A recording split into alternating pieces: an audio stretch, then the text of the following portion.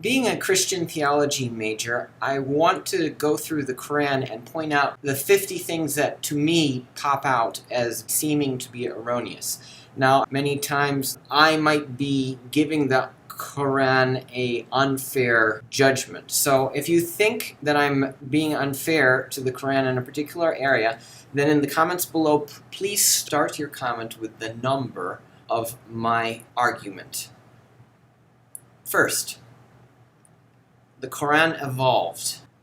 The Sanaa manuscript, discovered in the 1970s in Yemen, is significantly different from the current Quran as we know it today. Second, the miracle of Fatima. In 1917, the Blessed Virgin Mary appeared to some children in a town in Portugal called Fatima, or Fatima, and she identified herself as Our Lady of Fatima. Now, this was not Fatima in the Quran, but it was instead another Fatima who had fallen in love with a Christian soldier and converted to Christianity. Third, the Quran's version of salvation history is illogical because although it makes Muhammad the last and greatest prophet, yet it says that Jesus, in the end, will judge the world. Why not Muhammad? Fourth, the Quran makes Solomon, who was supposedly the most wise person in the world, do seemingly unwise things like threatening the Queen of Sheba for doing something as harmless as sending him a present. Or it also makes Solomon go to war against the kingdom of the ants. Perhaps this is a mistranslation of a particular word in the Quran, but that is, on the surface of it, what it sounds like. Fifth, the Quran is not self-sufficient as God's complete message to the world. The Quran instead relies on other religions' scriptures to fill in the details. Sixth, Islam tries to partially endorse those other scriptures that it relies upon, but not completely endorse it. Instead, Islam says that Satan threw some falsehood into it. However, this is not logical when we consider how many falsehoods there must be. Here we see in yellow the books whose central message is contradictory to a message in the Quran. Is it logical, first, that Satan would be able to slip in these many falsehoods? Second, why would God permit that many falsehoods to occur in these scriptures, but not to occur in the books of the Quran? This is the sixth objection. The Quran glibly denies the possibility of any error slipping into itself, and yet maintains that all this error slipped into the other scriptures which it relies upon and which it praises, calling these scriptures the book. So Islam is then put in the position of having to be an historical revisionist. Seventh, the divinity of Jesus. The Quran says that none but Allah has the right to be worshipped, and that Jesus was not God. But then it says that the gospel, which in so many places insists as its central theme that Jesus was God, it says that that gospel was sent down by God. Muslims will say that either many errors slipped in or that the gospel was a different version. But Bible scholars and historians know that the gospels are actually some of the best, most well-attested literature from ancient times that we have. There are very few disagreements in the manuscripts, and there are literally hundreds of manuscripts from the ancient world. We have no reason to think that there's any flaw in the gospel. In particular, the book of John in the gospel focuses on demonstrating the divinity of Jesus. If any Muslim would read the first chapter of the book of the Gospel of John, they would have a sense of all four Gospels, Matthew, Mark, Luke, and John, and the New Testament as a whole, just by reading that first chapter.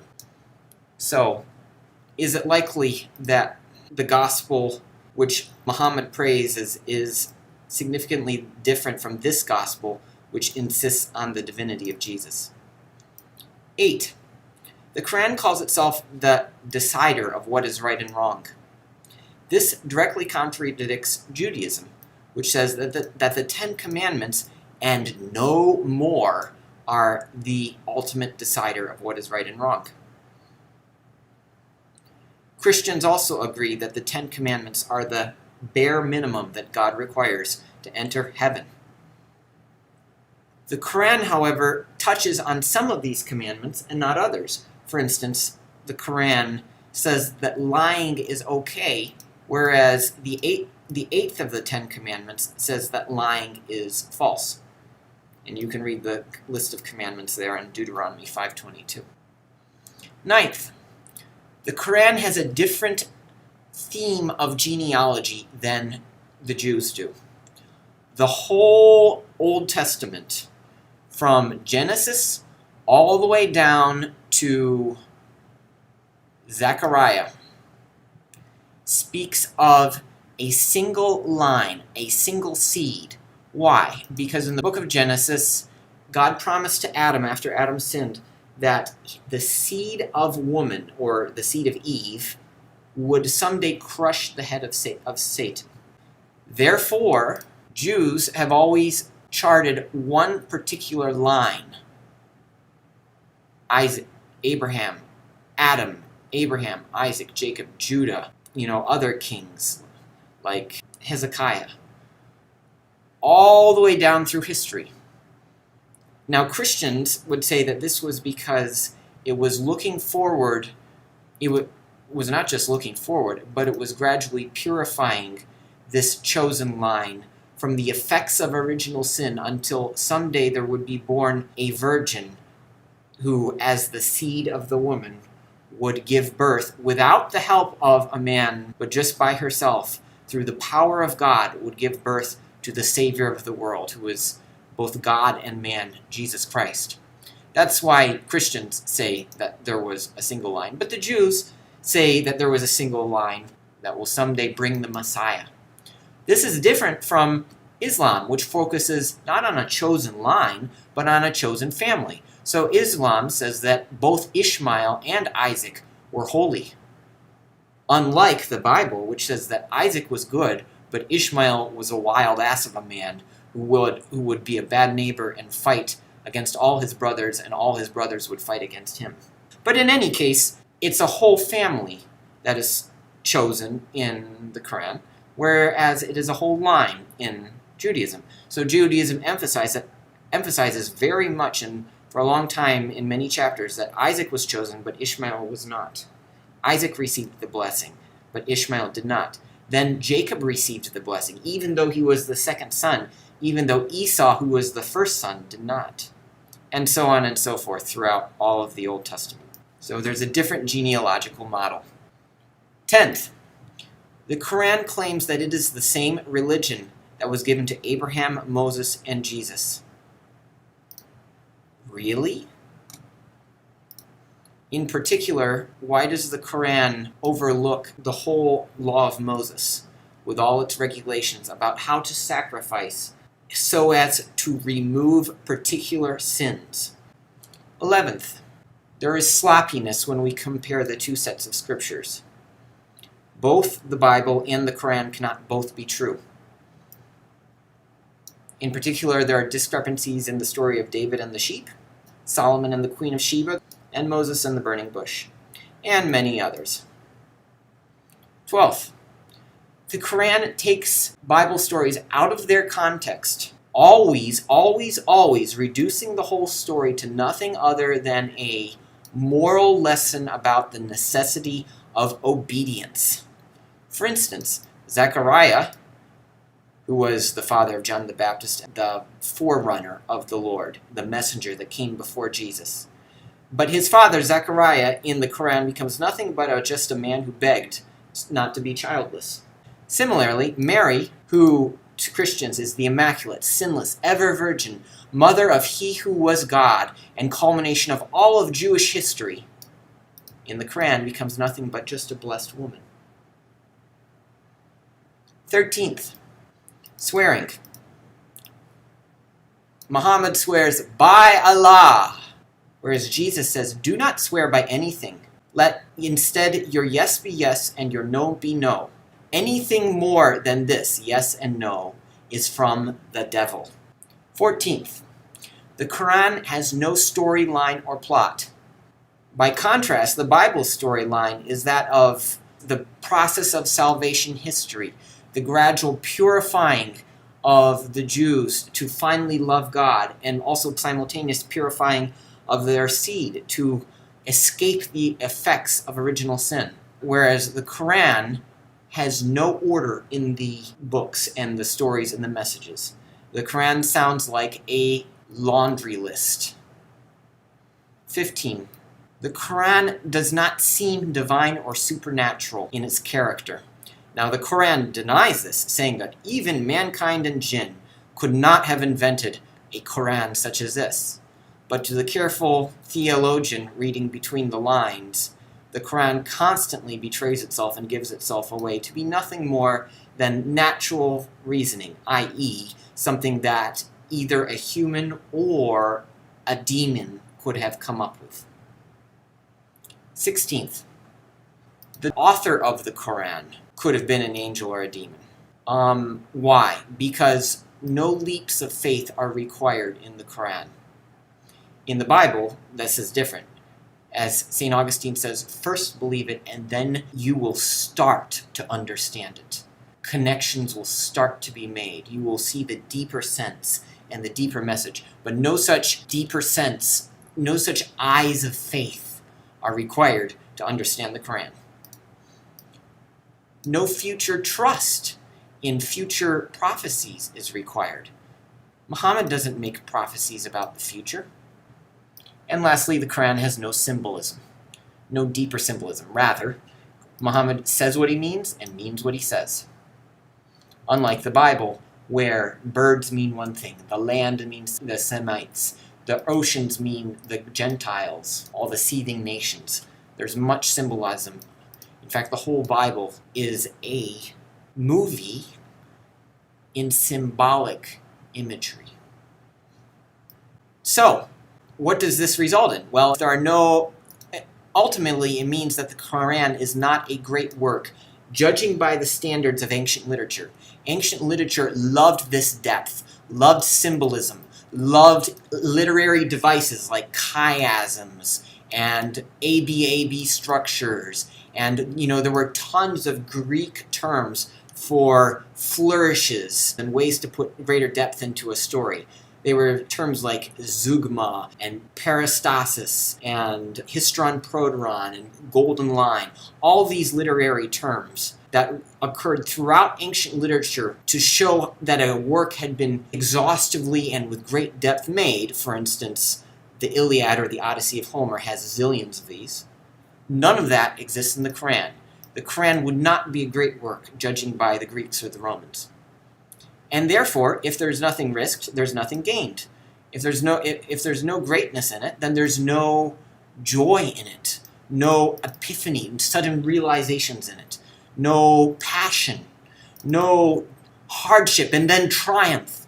Consequently, Islam has no celebration of any of these things. It has no beautiful music, no epic stories, no sacramental ceremonies, no mysteries. 17. The Quran lacks historical detail. When Muhammad was asked about the 7 sleepers of Ephesus, Muhammad replied, "Don't worry, very few people know." By contrast, when Jesus was asked about details that had occurred in previous times, he always answered in detail. 18. Muhammad admits to changing verses and superseding one verse with another. 19. The Quran demonstrates excessive redundancy. Was not the 20th mentioning of the miracle of Ad, or the 24th mentioning of the miracle of Tamud and the she-camel, enough? that God or Muhammad needed to mention it again?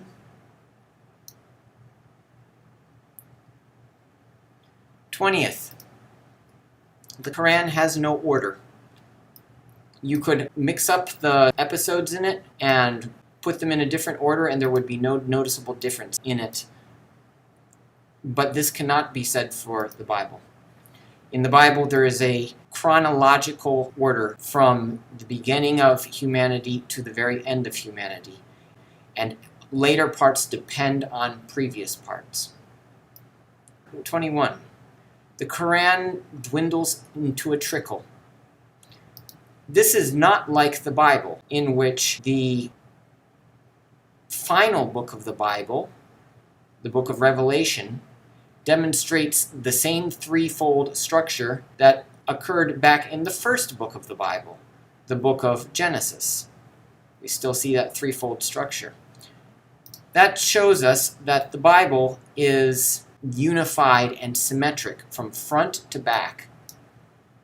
This is not like the Quran, where the first surahs are very, very, very long, and then the last surah is very short. This could be a sign of the non-divineness of the Quran, because one possible reason for using this structure could be that if at some point whoever wrote the Quran decided that some small further modification needed to be made, they could just add it in as one more surah at the end, so long as it was about the same size or a little shorter than the previous surahs.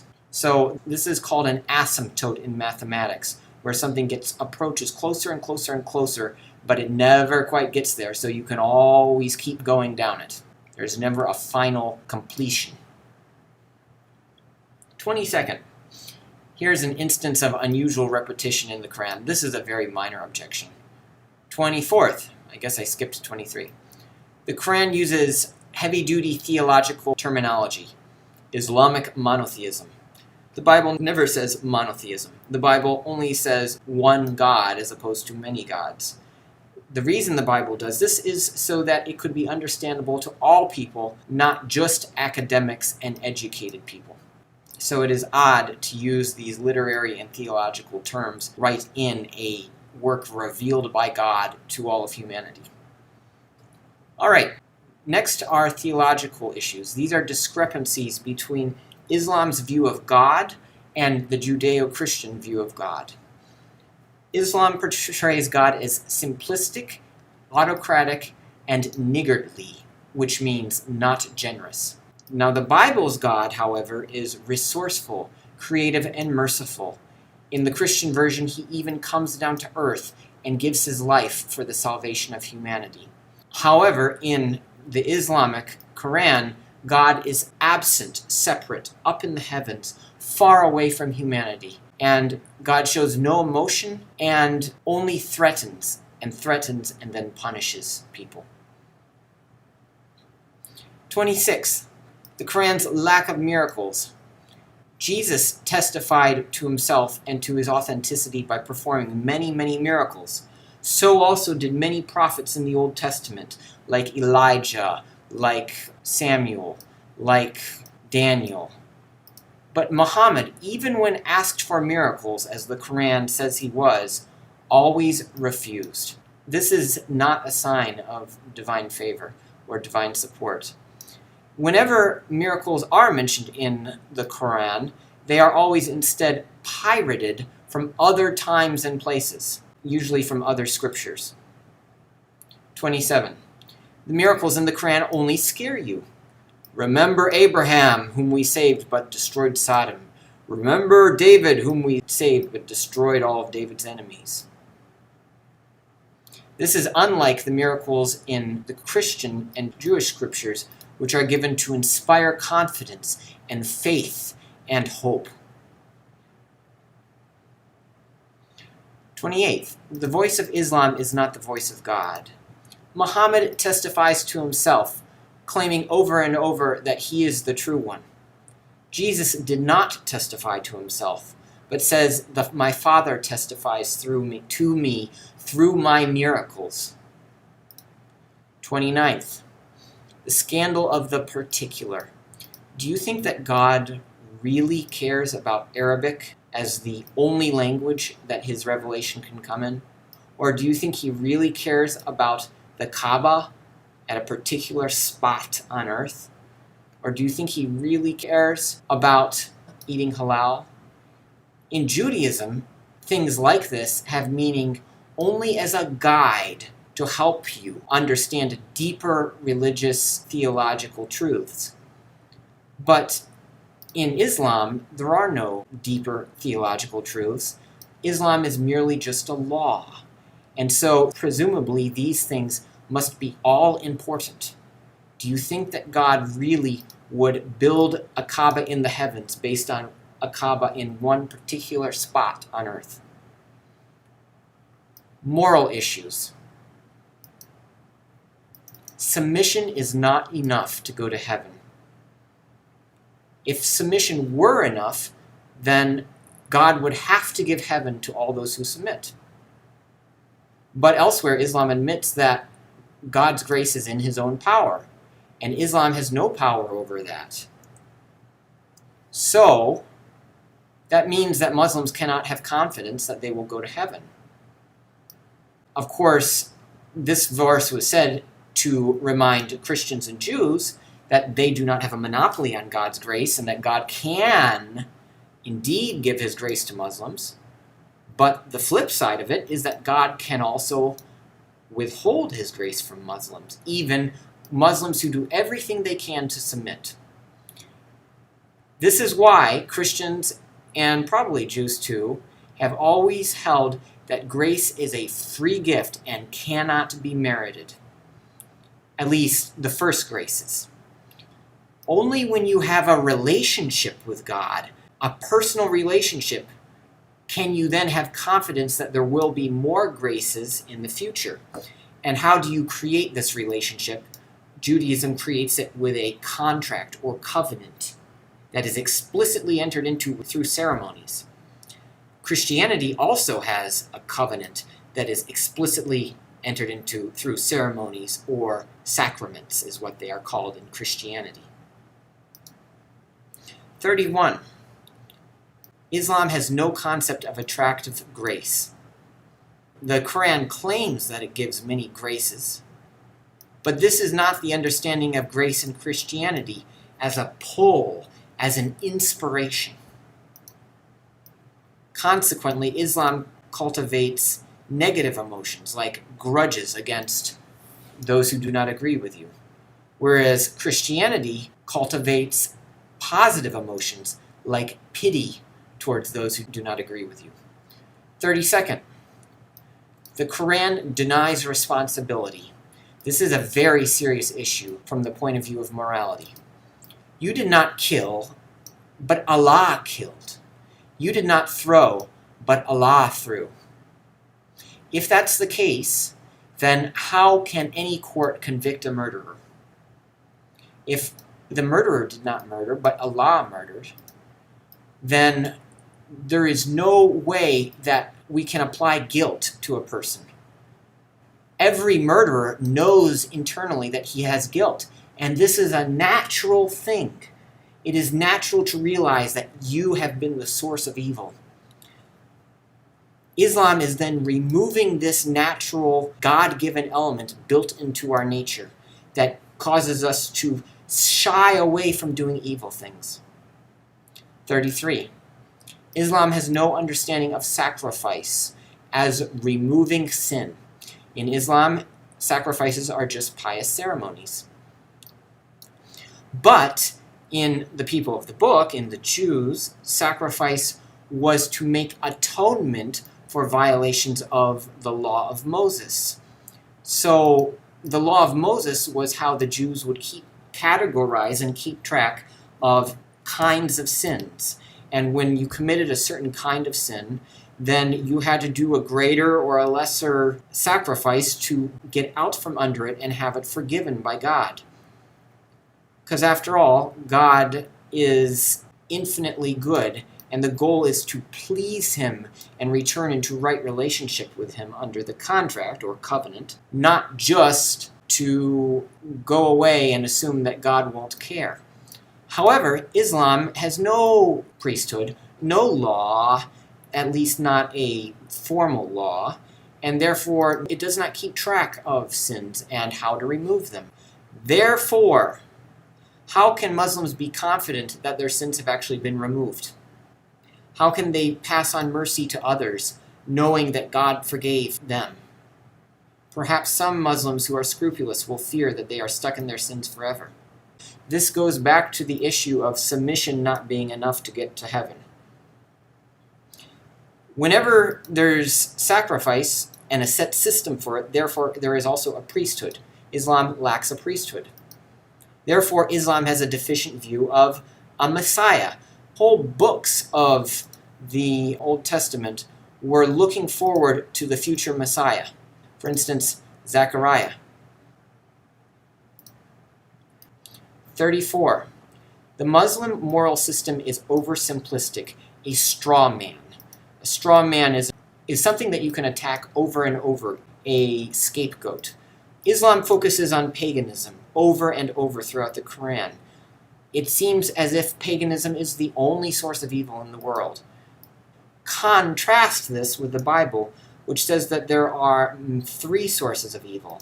One in one's physical nature or body, one in one's animal nature or senses, and one in one's rational nature or mind. Physical on the bottom, animal in the middle, and rational on the top. But tell me this, just because you are better than paganism, does that make you good?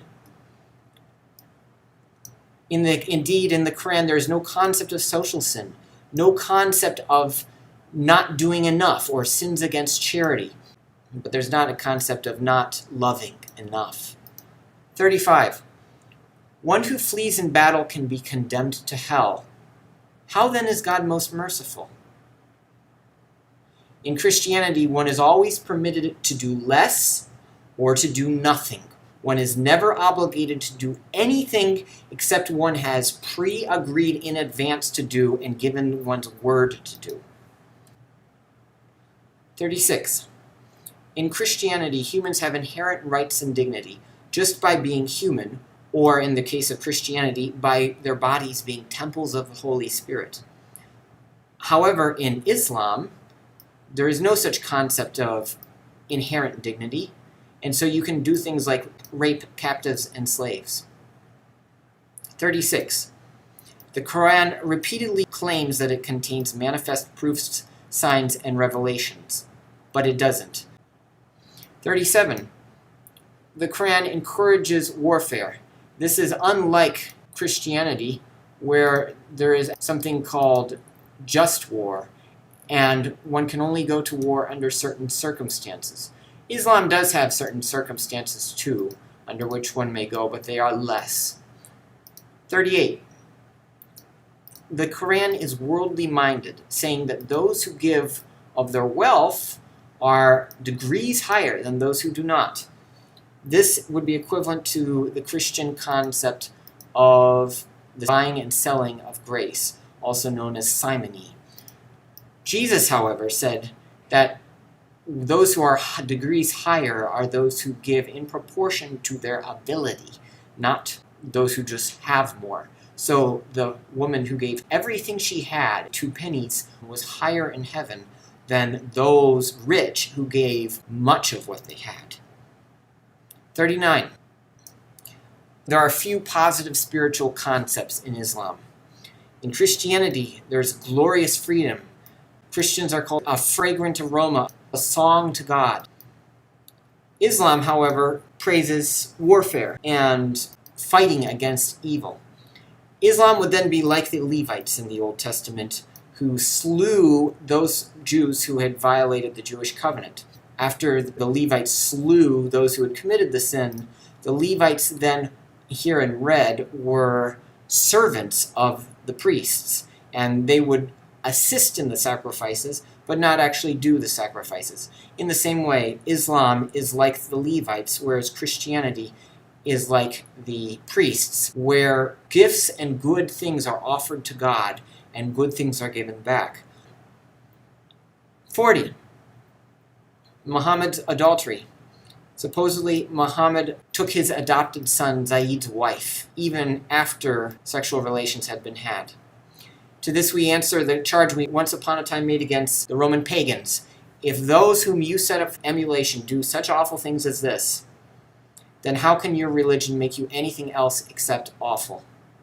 In fact, there are many sexual sins all throughout the Muslim world. 41. Other sexual sins. Raping captives. Marrying first cousins, also known as incest. This was a special privilege for Muhammad, having adultery with unbelievers. Today, this has resulted in failure in Muslim countries. For instance, in Afghanistan, since there is polygamy and Muslim men can have multiple wives, young Muslim men cannot, because there are not enough women to go around. Therefore, young men are encouraged to turn to homosexuality. And indeed 50% of the men in Afghanistan practice homosexuality. This is a sign of how the Quran has failed to make people good. 42. Lying is okay in the Quran. If lying is okay, and God allows lying, then how can we ever believe God? How can we ever trust His credence, His truthfulness, if He can permit a lie? Because if He could, then He could lie in His scriptures. In Judaism, the 8th commandment says, "You shall not bear false witness. You shall not lie." 43. Muhammad made himself a dictator. If there is anything that goes against what God or the Prophet has said, then those who disagree should have no option in the matter. 44. Muhammad was corrupt in a way in that he accorded special privileges to himself. He was allowed to have adultery with other Muslim women, whoever would offer themselves to him. Second, he said that God told people not to annoy him after dinner, and he also said that God ordered that none of his wives would ever be allowed to marry again. This was not said for other Muslims. Muslims, though they did not have as many privileges as Muhammad, nevertheless also had privileges in relation to other non-believers. For instance, they could kill unbelievers or drive them out simply because the unbelievers had sinned, whether or not the unbelievers had any sense of guilt in the matter.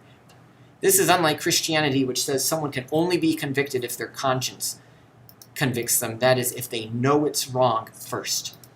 46. Islam permits and encourages divorce, and God will bless them both. In fact, it even prescribes that a man may push a woman out the door the day that she gives birth. He is not allowed to divorce her while she's pregnant, but that implies that he could push her out the door the day after she gives birth. 47.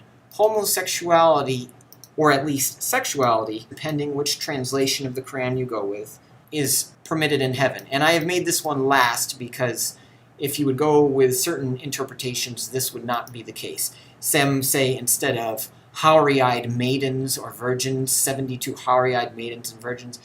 Some translation ways of interpreting it would say 72 grapes. Okay, these are glaring fallacies, logical errors. 48. Muhammad's mission. Was he the prophet of just the Arabs or the prophet for all mankind, all of history? In some places, especially early in the Quran, Muhammad justifies himself by saying that every race has a prophet such as I. But then later, he says that he's the greatest and the last. He can't have it both ways. 49. In the story of Adam and Eve in the Quran, God kibitzes with Satan. You can read all this for yourself, but the short of it is that God says something to Satan that is very unlikely. He speaks of resurrection happening someday, even before there would be a need for resurrection, because if there had been no sin, if Adam hadn't sinned, then he wouldn't have experienced death. Therefore, he wouldn't have needed resurrection. Therefore, for God to mention resurrection to Satan, let Satan know that, oh, Satan, you are going to be successful in causing Adam to sin. That either means that Adam had no free will, that he had no choice and was guaranteed to sin, or that he did have choice, but God was just giving Satan advanced knowledge that Satan would succeed, and indeed key knowledge. 50. These are anachronisms, or things mentioned before the point in time when they should have even existed. For instance, the Quran has Lot speaking to the members of Sodom of their actions of sodomy. Of course, sodomy hadn't been invented yet as a term and wouldn't be coined for many years. Now, I could be wrong about this because I do not know Arabic, and maybe there is some plausible word for which some translator supplied sodomy. But on the surface of it, it sounds like this is an anachronism. Similarly, Hud and the Queen of Sheba encouraged people to be Islamic and good Muslims. Of course, 1,500 years before Islam had even been invented. Is it likely then that such a term as Islam and Muslim would have been used by people such as Hud and the Queen of Sheba? Probably not. Same with monotheism. Solomon in the Quran supposedly uses the exact phrase that Muhammad loves to use. In the name of Allah, the most gracious, the most merciful. Is that likely that Muhammad was actually quoting Solomon?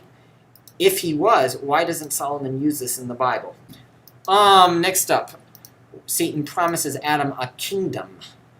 Now, I don't see how Islam can get out of this one, because since there were only two people, Adam and Eve, there obviously was no concept of a kingdom, was there?